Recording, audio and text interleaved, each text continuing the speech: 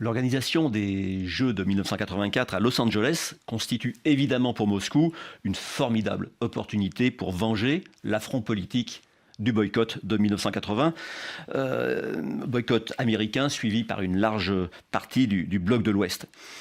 Le 8 mai 1984, prétextant des problèmes de sécurité auxquels évidemment personne ne croit, l'URSS fait donc savoir au monde qu'elle n'enverra pas de délégation aux Jeux, suivi en cela par une quinzaine de pays du bloc de l'Est, dont certaines nations à fort potentiel de médailles. On pense à la RDA ou on pense à Cuba notamment. Pour Moscou, ce coup présentait un triple intérêt. D'abord, il devait cacher aux yeux du monde l'état de délabrement de l'URSS et le délitement d'un système qui était à l'agonie.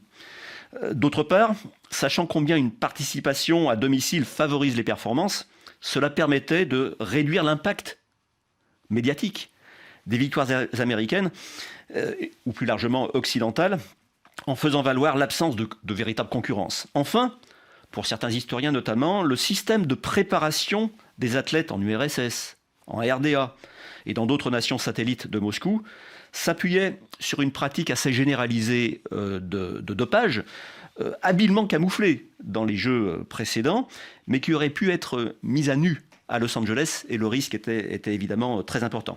Il faut cependant noter deux cas particuliers dans cette réponse assez uniforme du bloc communiste. D'abord, avec la Roumanie, qui avait toujours mené une politique sportive assez originale à l'Est, en dépit des pressions soviétiques.